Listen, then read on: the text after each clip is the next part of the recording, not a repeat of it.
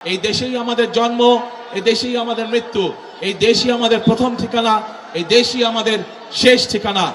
এই যে এই মানুষগুলোকে আমি আপনাদের কাছে দিয়ে গেলাম, এদেরকে আপনারা 12 তারিখের ভোটে ধানের শীষে ভোট দিয়ে জয়যুক্ত করবেন। তাদেরকে জয়যুক্ত করলে তারা আপনাদের কাছে জবাবদিহি করতে বাধ্য থাকবে। এলাকার সমস্যার সমাধানের জন্য তাদের কাছে যাবেন, তাদের সাথে কথা বলবেন, তাদেরকে বলবেন এলাকার সমস্যার সমাধান করতে। বিএনপি ইনশাআল্লাহ জয়যুক্ত হলে, বিএনপি সরকার গঠন করলে এই এলাকার সমস্যার সমাধানের জন্য আমরা কাজগুলো শুরু করব। প্রিয় ভাই বোনেরা, প্রিয় ভাই বোনেরা,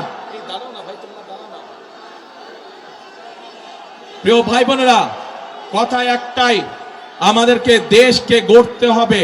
এই দেশ যদি আমরা না গড়তে পারি তাহলে আমাদের ভবিষ্যৎ, বংশধরদের ভবিষ্যৎ আমরা গড়ে তুলতে পারবো না।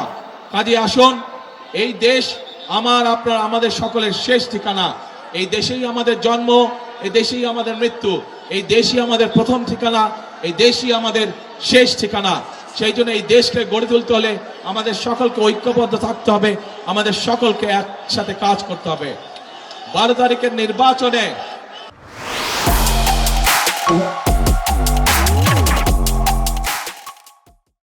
প্রিয় ভাই বোনেরা, বিগত 15 বছর যেমন আপনাদের ভোটের অধিকার কেড়ে নেওয়া হয়েছিল জোর করে, এখন যখন আবার গণতন্ত্রের ভিত্তি, গণতন্ত্রের চলার পথ শুরু হয়েছে, তখন একটি মহল কিন্তু ষড়যন্ত্র শুরু করেছে।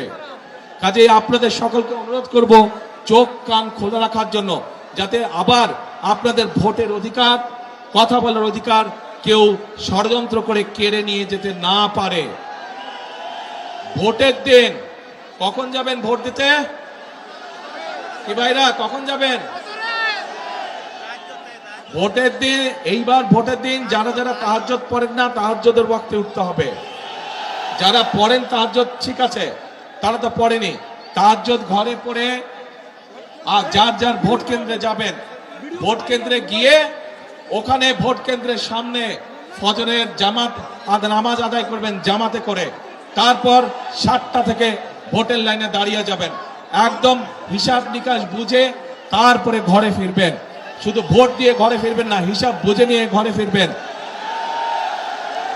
আজকে এই দেশের জনগণের সঠিক সিদ্ধান্তের উপরে নির্ভর করছে আগামী দিনের বাংলাদেশের ভবিষ্যৎ। ইনশাআল্লাহ আমরা যদি সকলে ঐক্যবদ্ধ থাকি, আমরা যদি সকলে একসাথে থাকি, ইনশাআল্লাহ আমরা আমাদের প্রত্যাশিত বাংলাদেশ গঠনের কাজ শুরু করতে পারবো। আল্লাহ হাফেজ। বাংলাদেশ জিন্দাবাদ, বাংলাদেশ জাতীয়তাবাদী জিন্দাবাদ। আসসালামু আলাইকুম। আপনাদের সাথে আবার দেখা হবে ইনশাআল্লাহ। আসসালামু আলাইকুম।